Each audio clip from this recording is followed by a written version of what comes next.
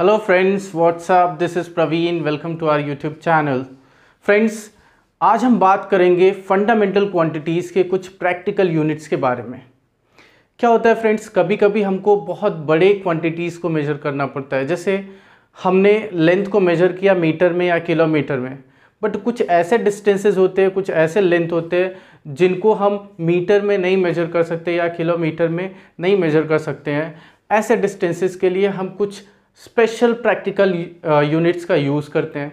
जैसे हम बात करते हैं डिस्टेंस ऑफ स्टार्स की, साइज़ ऑफ प्लैनेट की बात करते हैं, मास ऑफ प्लैनेट्स की बात करते हैं, तो इनका मास बहुत ज़्यादा होता है, स्टार्स का डिस्टेंस अर्थ से बहुत ज़्यादा होता है ना फ्रेंड्स।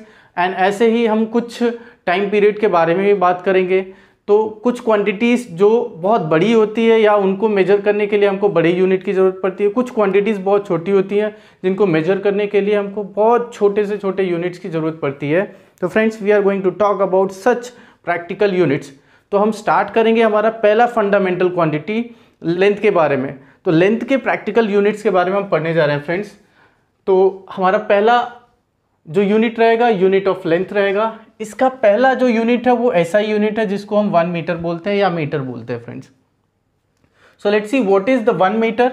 1 मीटर का स्टैंडर्ड डेफिनेशन क्या है फ्रेंड्स, ये देख लेते हैं। वैसे तो 1 मीटर के बहुत सारे डेफिनेशंस हैं, बट जो लेटेस्ट डेफिनेशन है जिसको यूनिवर्सली एक्सेप्ट किया गया है उसको नाम दिया गया 1 मीटर, एंड उसका डेफिनेशन 1983 में दिया गया था। सो फ्रेंड्स, क्या दिया है, 1 metre was decided standard SI unit of length in year 1983 at the 17th general conference of weights and measures, taking the velocity of light in vacuum c equals to 299,792,458 meter per second, which is almost equal to 3 into 10 raised to 8 meter per seconds।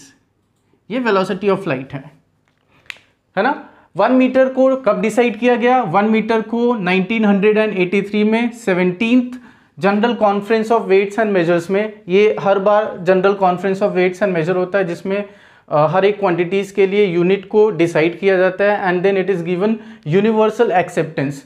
तो उसमें क्या किया गया, 1 metre को decide किया गया जिसमें light की वेलोसिटी को वैक्यूम में क्या लिया गया, c इक्वल्स टू 299,792,458 मीटर पर सेकेंड, और इसी को जब हमने राउंड ऑफ किया तो it is about equal to 3 into 10 raised to 8 metre पर second, as you know. And 1 metre का डेफिनेशन क्या है friends, 1 metre is the length of the path travelled by the light in vacuum in 1 by 299,792,458 of a second. यानी एक second के इतने part में light जितना भी डिस्टेंस कवर कर लेता है, याद रखना ये एक सेकेंड का पार्ट है, यानी एक सेकेंड का बहुत छोटा सा फ्रेगमेंट है। एक सेकेंड के इतने से पार्ट में लाइट जितना भी डिस्टेंस कवर कर लेता है, that distance is called as 1 metre. This is what, this is standard SI unit of the length. ये तो हो गया फ्रेंड्स, हमने बात कर लिया SI यूनिट की। अब हम बात करेंगे इन माइक्रोकॉस्म मेजरमेंट। माइक्रोकॉस्म क्या होता है, जहां पे हम बहुत बड़े डिस्टेंसेस को मेजर करते हैं, बड़ी क्वांटिटीज को मेजर करते हैं ना, बड़े डिस्टेंसेस को मेजर करते हैं, तो उसको हम बोलते हैं माइक्रोकॉस्म मेजरमेंट, सॉरी मैक्रोकॉस्म मेजरमेंट। माइक्रो तो छोटा हो गया, मैक्रो का मतलब होता है बहुत बड़े लेवल पे, जैसे distance of stars, size of planet, mass of planet, तो उसको हम बोलते हैं मैक्रोकॉस्म मेजरमेंट। तो मैक्रोकॉस्म मेजरमेंट में फ्रेंड्स हम बात करेंगे एस्ट्रोनॉमिकल यूनिट की। So let's see what is the astronomical unit. It is the average distance of the centre of the sun from the centre of the earth. ये क्या है, सन के सेंटर से अर्थ के सेंटर का डिस्टेंस, या अर्थ के सेंटर से सन के सेंटर के बीच का एवरेज डिस्टेंस है फ्रेंड्स। हमको पता है कि सन और अर्थ के सेंटर के बीच का जो एवरेज डिस्टेंस है, यानी वैसे तो डिस्टेंस फिक्स नहीं होता है, इसलिए हम क्या करते हैं, एवरेज डिस्टेंस लेते हैं, या इसी को हम बोलते हैं mean distance between earth and sun. What is astronomical unit, इसको हम AU से भी रिप्रेजेंट करते हैं। It is the average distance of the centre of the sun from the centre of the earth, और mean distance between earth and sun. या तो ये mean distance between earth and sun होता है, या सन के सेंटर से अर्थ के सेंटर के बीच का एवरेज डिस्टेंस होता है। एंड इसकी वैल्यू क्या होती है friends, one astronomical unit equals to 1.496 into 10⁻11 metre, या इसी को राउंड ऑफ करके हम लिखते हैं 1.5 into 10⁻11 metre. This is what, this is astronomical unit and this is the value of one astronomical unit. ये हमारा पहला माइक्रोकॉस्म यूनिट था। माइक्रोकॉस्म यूनिट 3 है, जिसमें से हमने पहला डिस्कस कर लिया है। And now let us talk about the second macrocosm unit, and the second macrocosm unit is what, it is light year, जिसके बारे में आप जानते हो, फैमिलियर हो, बहुत बार आपने लाइट ईयर के बारे में सुना हुआ है। तो लाइट ईयर क्या होता है friends, it is the distance travel by the light in 1 year. Light एक साल में या एक ईयर में जितना भी डिस्टेंस कवर कर लेता है, that distance is called as light year. Alright friends, फिर से देख लेते हैं, what is light year, it is the distance travel by the light in 1 year. Light एक ईयर में जितना भी डिस्टेंस कवर कर लेता है या ट्रैवल कर लेता है, that is called as 1 light year. So 1 light year क्या है, distance is equal to velocity into time. Distance कितना, 1 light year, it is equal to velocity into time. कौन सी वेलोसिटी लेंगे, वेलोसिटी ऑफ लाइट लेंगे, इनटू टाइम लेंगे friends. तो velocity of light जो कि हमने यहाँ पे कैलकुलेट किया हुआ है already, it is about equal to 3 into 10⁸ metre पर सेकेंड्स। एंड मैंने क्या बताया, ये डिस्टेंस कितने टाइम में कवर किया गया है, 1 ईयर में। तो टी की जगह हम क्या लेंगे, 1 ईयर लेंगे, यानी 365 डेज लेंगे फ्रेंड्स। तो यहाँ पे सी की जगह 3 इंटू 10⁸ इंटू 365, ये तो डेज हो जाएगा। जब डेज को हम आवर्स में कन्वर्ट करेंगे तो मल्टीप्लाई करेंगे 24 से, देन इसको मिनट्स में कन्वर्ट करेंगे तो इसको हम 60 से मल्टीप्लाई करेंगे, देन इसको 60 से मल्टीप्लाई करेंगे तो ये टोटली क्या कन्वर्ट हो जाएगा, सेकंड्स में। तो यानी ये इतने सेकंड्स में कितना डिस्टेंस कवर किया है ना, इतने सेकंड्स को हम लाइट की वेलोसिटी से मल्टीप्लाई करेंगे तो हमको 1 लाइट ईयर का वैल्यू मिल जाएगा। So 1 light year is equal to what, इसको जब हम मल्टीप्लाई करेंगे तो this is about equal to 9.46 into 10⁻15 metre. ये हमारा दूसरा मैक्रोकॉस्म यूनिट हो गया। क्या हो गया, 1 light year equals to 9.46 into 10⁻15 metre. Friends, ये सब जो यूनिट्स है जिनके बारे में मैं बता रहा हूँ, मोस्टली क्या होता है, ये कॉलेज में नहीं पढ़ाया जाता है, छोड़ दिया जाता है, बिकॉज लोगों को बोरिंग लगता है, या लोग सोचते हैं कि बच्चे क्या होगा क्लास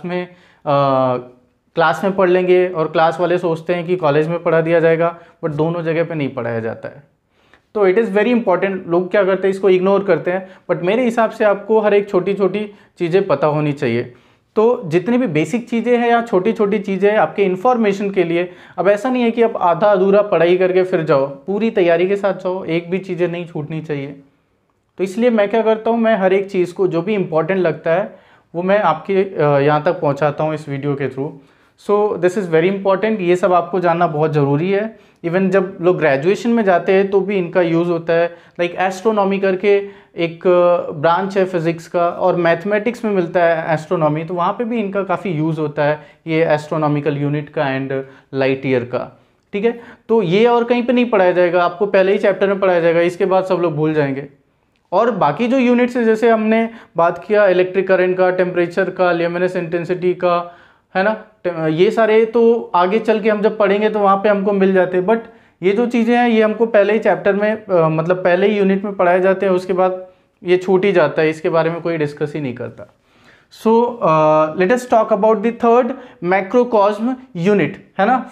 थर्ड मैक्रोकॉस्म यूनिट क्या है, यानी कि जो थर्ड यूनिट होता है जिसका यूज़ बड़े लेंथ को मेजर करने के लिए किया जाता है, उसको हम बोलते हैं पैरालैक्टिक सेकेंड, या इसी को पार्सेक बोलते हैं। पार्सेक का दूसरा नाम, या पार्सेक को हम पैरालैक्टिक सेकेंड भी बोलते हैं।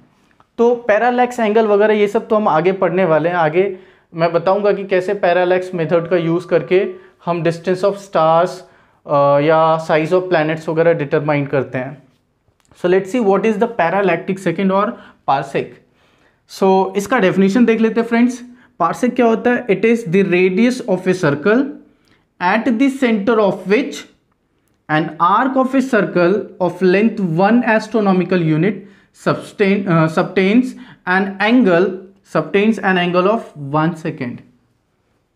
पैरालैक्टिक सेकेंड या पार्सेक होता क्या है, ये उस सर्कल का रेडियस होता है फ्रेंड्स, जिसका एक आर्क सर्कल के सेंटर पे 1 सेकेंड का एंगल सबटेंड करता है। फ्रेंड्स आपने एंगल एंड मेजरमेंट मैथ्स में भी पढ़ा हुआ है, तो वहाँ पे आपने एंगल को मिनट्स में भी कन्वर्ट किया है और सेकंड्स में भी कन्वर्ट किया है ना, डिग्री से मिनट्स में और मिनट से सेकंड में। 1 degree equals to 60 minute and 1 minute equals to 60 seconds, है ना फ्रेंड्स। और आपने रेडियन से डिग्री में भी कन्वर्ट किया एंड डिग्री से रेडियंस में भी कन्वर्ट किया।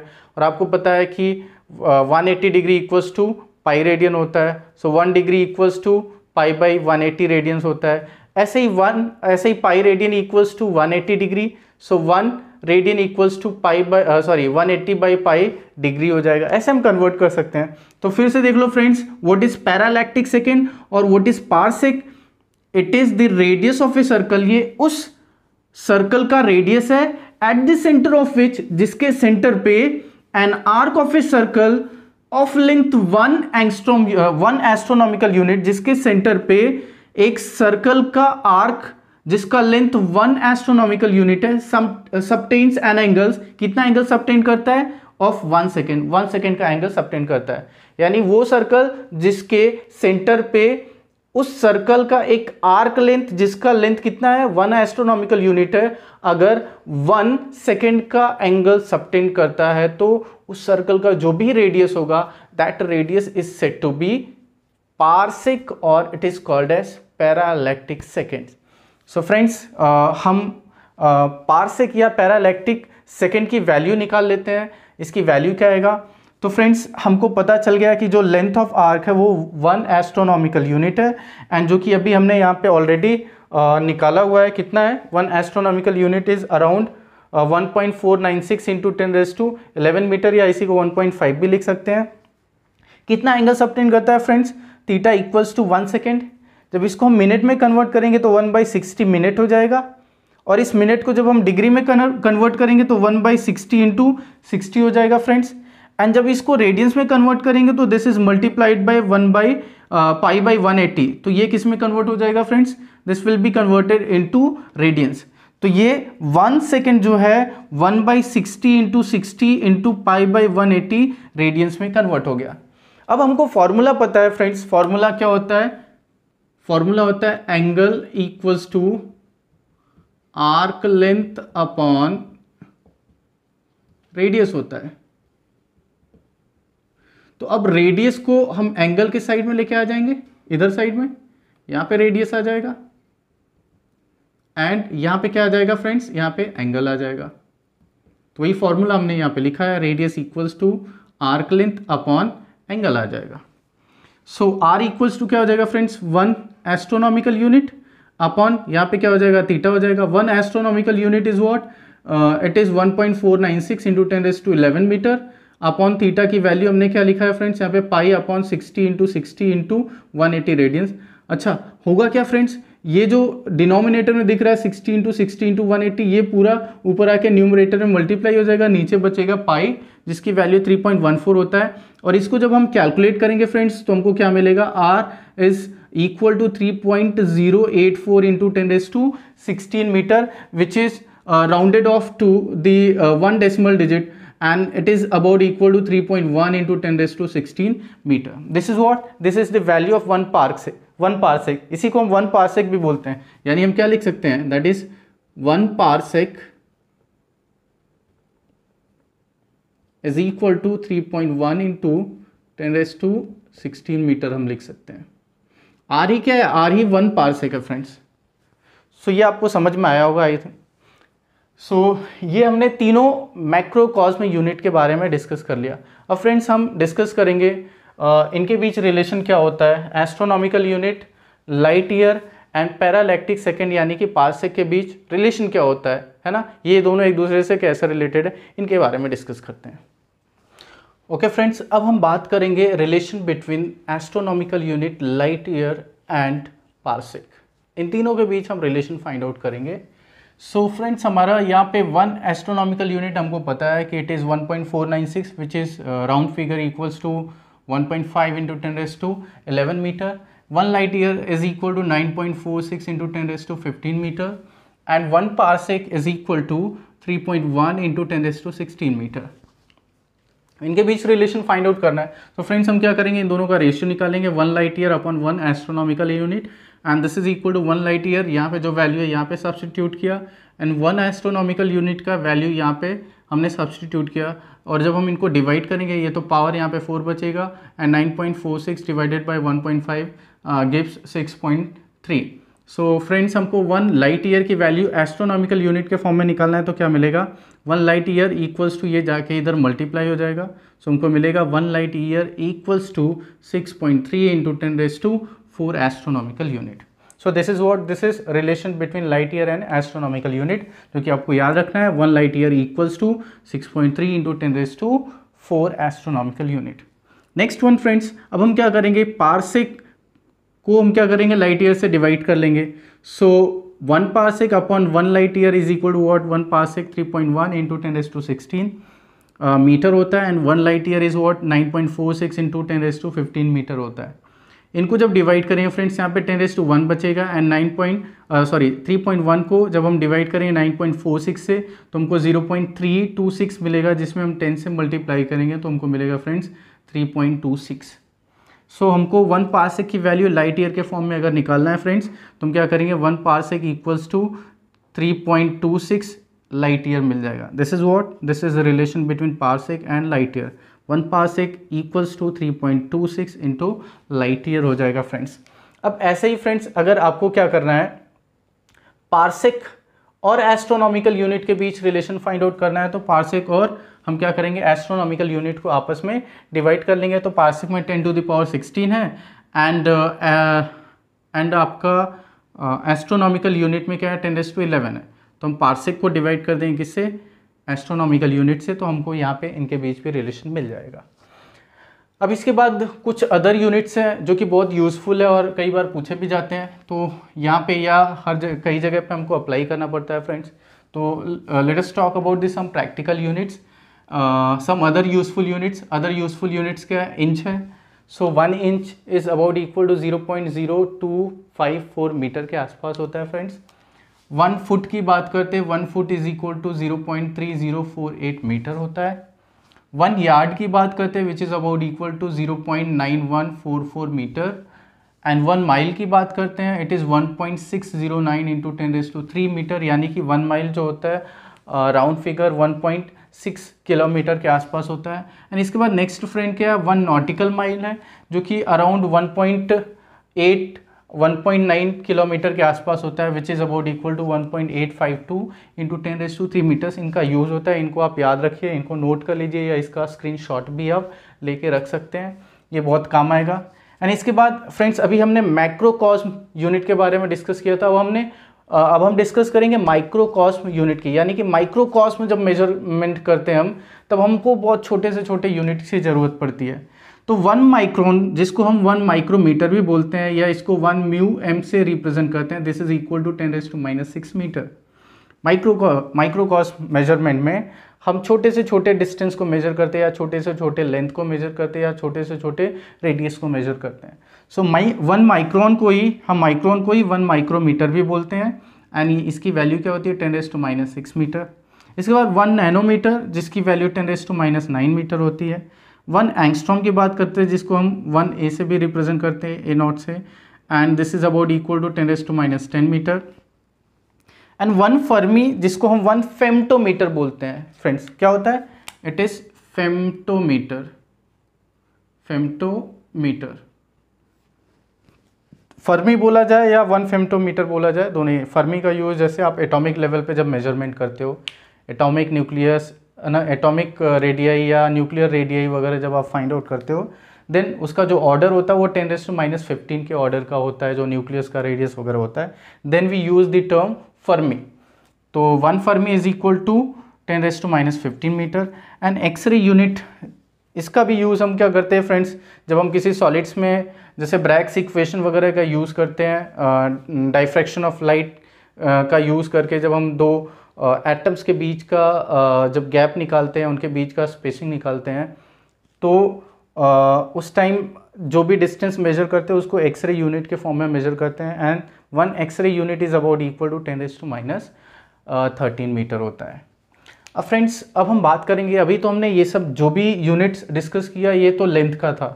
नाउ जो हमारा सेकेंड यूनिट रहेगा वो मास के लिए रहेगा। तो ओके फ्रेंड्स, तो अब हम बात करेंगे मास के कुछ प्रैक्टिकल यूनिट्स के बारे में।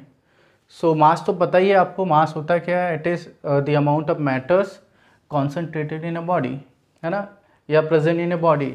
किसी बॉडी में जितने मैटर्स कॉन्सेंट्रेट होते हैं या प्रेजेंट होते हैं उसी को फ्रेंड्स हम क्या बोलते हैं, मास बोलते हैं। एंड मास का ऐसा यूनिट क्या होता है फ्रेंड्स, ये किलोग्राम होता है। वैसे किलोग्राम के भी बहुत सारे डेफिनेशंस आए, बट जो लेटेस्ट डेफिनेशन है वही मैं आपको बताऊंगा कि 1 किलोग्राम होता क्या है। 1 kilogram is defined as the mass of the international prototype of kilogram।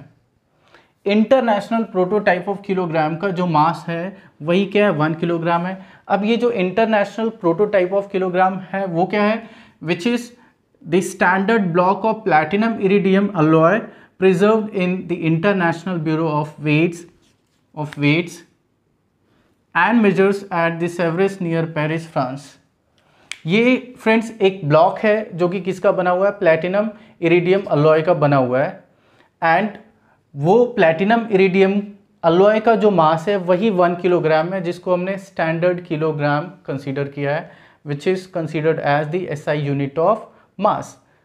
तो फिर से देख लेते हैं, what is 1 kilogram. 1 kilogram is defined as the mass of the international prototype of kilogram which is a standard block of platinum iridium alloy preserved in the International Bureau of Weights and Measures at Sèvres near Paris, France। Paris France की जो capital है Paris के पास ही एक Sevres place है जहाँ पे ये standard block of platinum iridium alloy रखा गया है प्रिजर्व करके, और इसी का जो मास है वो 1 किलोग्राम है। इसी को स्टैंडर्ड एसआई यूनिट के तौर पे इसको हम क्या करते हैं, कंसीडर करते हैं। Friends, now let us discuss the some practical units, some other units of the mass, जहाँ पे हमको कभी कभी कुछ बड़े मास को भी मेजर करना पड़ता है और कभी कभी बहुत छोटे मास को भी मेजर करना पड़ता है। So let us discuss about the some units of larger mass. तो पहला क्या है, पाउंड है, जिसको हम एलबी से रिप्रेजेंट करते हैं फ्रेंड्स। 1 LB इक्वल्स टू क्या होता है, it is about equal to 0.4536 kilogram के आसपास होता है। आप कभी भी जैसे बहुत सारे लोग जिम जाते हैं तो जिम में कभी कभी क्या होता है, जो प्लेट्स वगैरह होता है वो LB में लिखा होता है, 2 LB 3 LB, है ना, मिनिमम 2 LB का होता है, फिर 5 LB का होता है, 7 LB का होता है, 10 LB का होता है, ऐसे करके वहाँ पे LB में दिया होता है। LB किलोग्राम से छोटा होता है थोड़ा, ठीक है फ्रेंड्स। तो और कभी कभी बहुत सारे लोग क्या करते हैं, प्रोटीन वगैरह मंगाते हैं, बाहर की कंट्रीज से मंगाते हैं प्रोटीन वगैरह जो, या ऑनलाइन शॉपिंग करते हैं तो उस पर भी LB में ही लिखा होता है, किलोग्राम में नहीं लिखा होता है।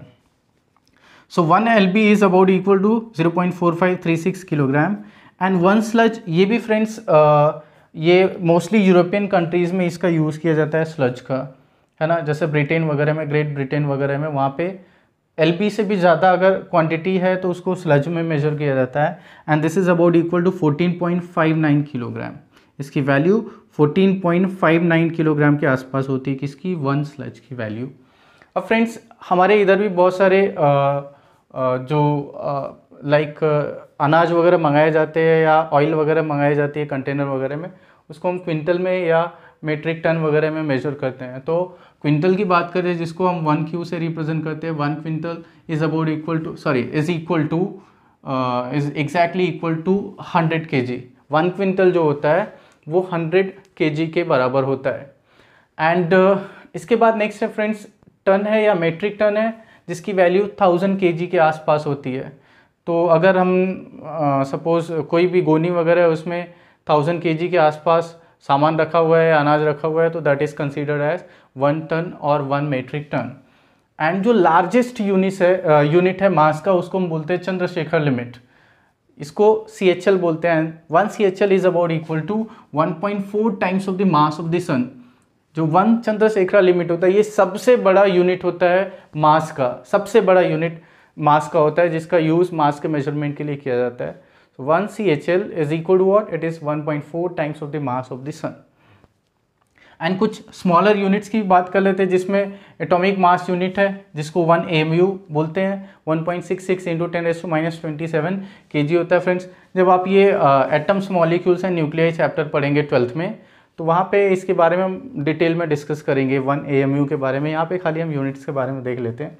एंड इसके बाद फ्रेंड्स क्या है, 1 कैरेट की वैल्यू। जब भी जाते हो कुछ सोना वगैरह लेने, गोल्ड वगैरह लेने जाते हो, या फ्रेंड्स आप कोई गोल्ड का बना हुआ या सिल्वर का बना हुआ कोई भी चीज़ लेते हो तो वो हमेशा कैरेट में ही रहता है। और 1 कैरेट की वैल्यू क्या होती है, इट इज़ 200 मिलीग्राम, जो कि बहुत स्मॉलर यूनिट है किसका, मास का। ऑलराइट, तो ये हो गया मास के बारे में। तो फ्रेंड्स अब हम टाइम की बात करेंगे। जैसा कि आपको पता है कि कोई भी फिनोमिनन को मेजर करने के लिए उसका हम ड्यूरेशन मेजर करते हैं, और जो ड्यूरेशन होता है that duration is called as time. But time को मेजर करने के लिए हमने बहुत सारे यूनिट्स के बारे में पढ़ा हुआ है। तो आइए कुछ प्रैक्टिकल यूनिट्स के बारे में पढ़ लेते हैं। उससे पहले हम SI यूनिट के बारे में पढ़ते हैं। तो SI unit of time is second. तो 1 सेकेंड क्या होता है उसको हम डिफाइन कर लेते हैं friends. 1 second is the duration of 9,192,631,770 periods of radiation corresponding to unperturbed transition between the two hyperfine levels of the ground state cesium-133 atom।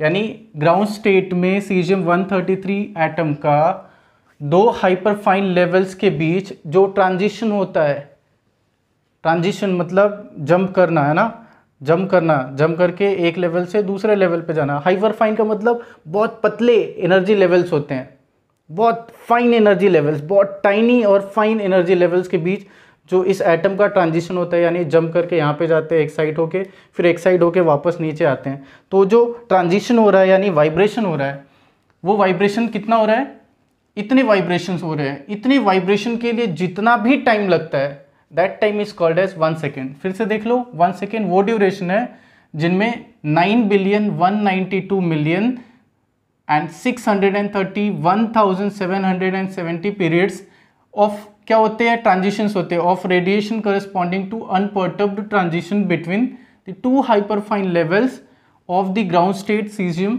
Atom. Caesium atom का ग्राउंड स्टेट में सीजियम एटम के 2 hyperfine levels के बीच में जो unperturbed का मतलब बिल्कुल stable है ना, जिसको रिमूव नहीं किया जा सके, है ना। अनपर्टर्ब्ड ट्रांजिशन जो होता है ना, किसका, रेडिएशन का, कितनी बार, 9,192,631,770 पीरियड्स जो वाइब्रेशन होता है उसके लिए जितना भी ड्यूरेशन लगता है उसी ड्यूरेशन को हम क्या बोलते हैं, 1 सेकेंड बोलते हैं।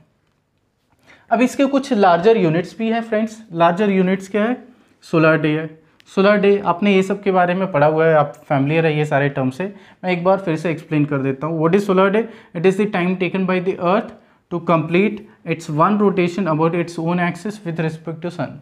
सन के रिस्पेक्ट में अर्थ को अपना एक रोटेशन कंप्लीट करने में जो भी टाइम लगता है that is called as solar day.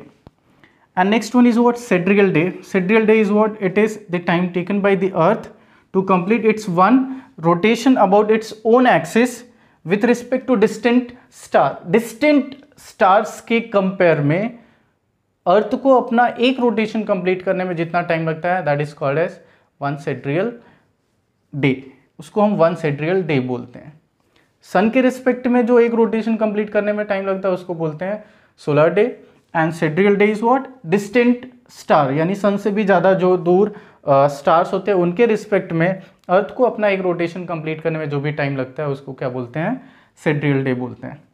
And friends इसके बाद हमारा है third, solar year. Solar year क्या है, it is time taken by the earth to complete its 1 revolution around the sun in its orbit. अपने ही ऑर्बिट में, यानी जब अर्थ क्या करता है, सन के चारों तरफ चक्कर लगाता है, तो उसके चारों तरफ चक्कर लगाने में उसको जितना भी टाइम लगता है, एक चक्कर लगाने में, सन के चारों तरफ एक चक्कर लगाने में, अपने ही ऑर्बिट में एक चक्कर लगाने में, एक रेवोल्यूशन कंप्लीट करने में अर्थ को जितना भी टाइम लगता है that time is called as solar year. And 1 solar year is equal to 365.25 average solar days होता है।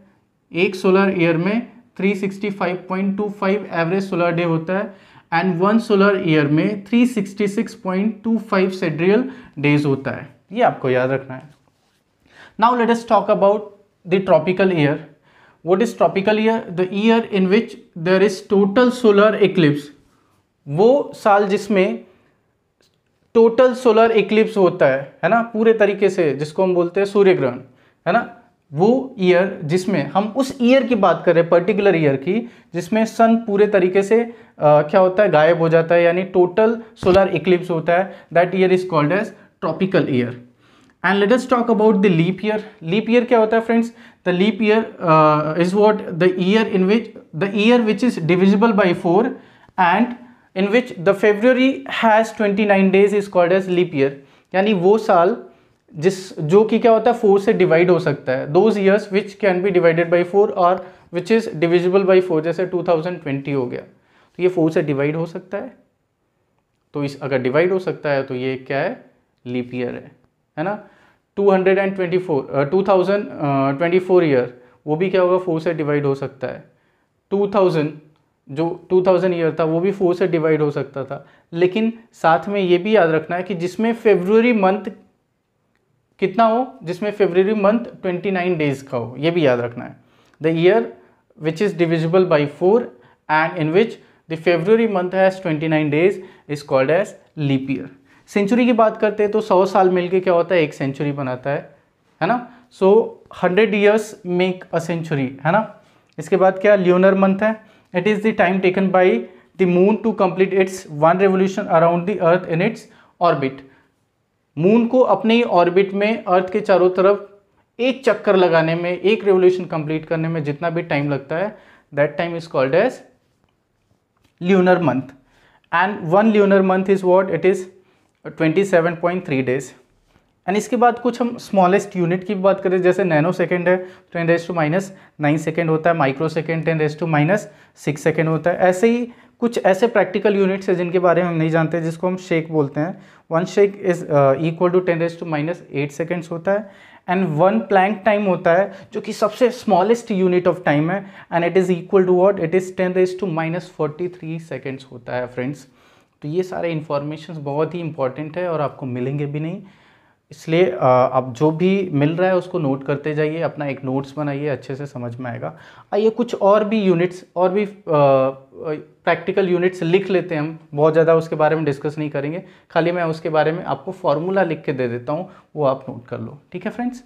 तो फ्रेंड्स अब हम बात करेंगे कुछ प्रैक्टिकल यूनिट्स की, एरिया, वॉल्यूम एंड प्रेशर की। तो आइए देख लेते हैं हम एरिया का प्रैक्टिकल यूनिट्स, जिसमें हम बात करते हैं पहले स्मॉलर यूनिट की। तो पहला स्मॉलर यूनिट जो है वो फ्रेंड है, वो बार्न है। 1 बार्न जो होता है वो is equal to 10⁻⁻28 metre square होता है। एंड फ्रेंड्स इसका यूज़ न्यूक्लियर क्रॉस सेक्शन का area, nuclear cross section measure करने के लिए किया जाता है। बेसिकली कोई भी एटम है या कोई न्यूक्लियस है तो उसका एक क्रॉस सेक्शन हम देखते हैं कि क्रॉस सेक्शन का एरिया कितना है, एंड उस क्रॉस सेक्शनल एरिया यानी न्यूक्लियर क्रॉस सेक्शनल एरिया को मेजर करने के लिए हम बार्न का यूज़ करते हैं, जिसका ऑर्डर 10⁻28 का होता है। अब इसके बाद बात करेंगे फ्रेंड्स हम लार्जर यूनिट्स की। तो लार्जर यूनिट में आता है एकड़। 1 एकड़ is equal to 4047 metre square के आसपास होता है फ्रेंड्स, ये याद रखना है। एंड 1 एयर बोलते हैं इसको। 1 are is equal to 10⁻² metre square होता है एरिया, है ना। 1 एयर इज इक्वल टू 10⁻² यानी कि 100 मीटर स्क्वायर के आसपास रहता है, इसके बराबर होता है 1 एयर की वैल्यू। एंड थर्ड वन इज जो कि फैमिलियर है, 1 hectare. 1 hectare is equal to 10⁻⁴ metre square के बराबर होता है। सो ये छोटा यूनिट हो गया फ्रेंड्स, एंड ये बड़ा यूनिट्स हो गया एरिया का, आप लोग नोट कर लो। इसके बाद प्रैक्टिकल यूनिट्स फॉर वॉल्यूम की बात करते हैं फ्रेंड्स। तो लीटर के बारे में आपने पढ़ा हुआ है, जैसे आप लिक्विड वगैरह लेते हो, ऑयल वगैरह लेते हो, तो वो लीटर में ही रहता है। एंड लीटर क्या होता है, थोड़ा किलोग्राम से कम रहता है फ्रेंड्स, ज़्यादा नहीं रहता है ना। 1 किलोग्राम और 1 लीटर में थोड़ा डिफरेंस रहता है। तो लीटर क्या है, यूनिट ऑफ वॉल्यूम है। 1 लीटर इज इक्वल टू क्या होता है, इट इज़ 10⁻³ cc, मतलब क्यूबिक सेंटीमीटर। एंड इसको जब मीटर में कन्वर्ट करते हैं फ्रेंड्स, 1 क्यूबिक सेंटीमीटर कितना होता है friends, 1 cubic centimetre is equal to 10⁻⁻6 metre cube होता है। और 10⁻⁻6 में मल्टीप्लाई करेंगे 10⁻³ से तो आपको मिल जाएगा 10⁻³ मीटर क्यूब। ये 1 लीटर की वैल्यू है, किस में, ये क्यूबिक सेंटीमीटर है और ये मीटर क्यूब में है। इसके बाद गैलन की बात करते हैं फ्रेंड्स। तो गैलन का यूज़ भी वॉल्यूम मेजर करने के लिए किया जाता है। 1 gallon is equal to 3.7854 litre होता है यूके में, and 1 gallon is equal to 4.546 litre होता है यूएसए में इसकी वैल्यू। तो ये भी आप याद रखिए। ये भी बहुत ज़्यादा तो यूज़ नहीं होता है, बट याद रखेंगे तो कुछ बुरा नहीं है। एंड फ्रेंड्स इसके बाद कुछ प्रैक्टिकल यूनिट्स हम देख लेते हैं किसका, प्रेशर का। तो प्रेशर के लिए जो पहला यूनिट है वो बार है, and 1 bar is equal to 1 atmospheric pressure होता है, 1 ATM के बराबर होता है। और फ्रेंड्स आपको पता है कि 1 एटमॉस्फेरिक प्रेशर किसके बराबर होता है, 10⁵ न्यूटन पर मीटर स्क्वायर। अच्छा, न्यूटन पर मीटर स्क्वायर को ही हम पास्कल बोलते हैं फ्रेंड्स। तो 1 बार is equal to 1 ATM and that is equal to 10⁵ newton per meter square and is equal to 10⁵ pascal. And next 1 millibar, milli means we have to multiply this one by 10⁻³ तो 10⁻² बचेगा। तो next क्या हो जाएगा friends, 1 millibar is 10⁻² pascal या 10⁻² Newton per meter square भी बोल सकते हैं। एंड इसके बाद third one is what friends, it is 1 torr। 1 torr जो होता है 1 मिलीमीटर ऑफ Hg कॉलम होता है। कितना, 1 मिलीमीटर ऑफ Hg कॉलम। यहाँ से अब प्रेशर वाला फॉर्मूला आपको पता है friends, P is equal to HdG होता है या H⍴G, है ना। D क्या डेंसिटी है, तो अगर मर्क्यूरी कॉलम है तो मर्क्यूरी कॉलम का डेंसिटी क्या होता है, 13,600 किलोग्राम पर मीटर क्यूब होता है। इतना तो आपको पता ही होगा। ये वैल्यू हम रखेंगे, और ये 1 मिलीमीटर है तो हाइट 1 मिलीमीटर का मतलब कितना हो जाएगा, 10⁻³ मीटर हो जाएगा। इसको हाइट 1 मिलीमीटर का मतलब 10⁻³ मीटर, और डेंसिटी कितना हो जाएगा 13,600। ठीक है फ्रेंड्स, जी की वैल्यू 9.8 रख के हम सॉल्व कर लेंगे तो हमको क्या मिल जाएगा, 1 torr की वैल्यू मिल जाएगा। ठीक है, एंड फिर इसके बाद 1 STP यानी स्टैंडर्ड जो प्रेशर होता है, 1 स्टैंडर्ड प्रेशर की वैल्यू जो होती है 1 STP की वैल्यू, उसकी वैल्यू होती है 760 मिलीमीटर ऑफ Hg कॉलम होता है।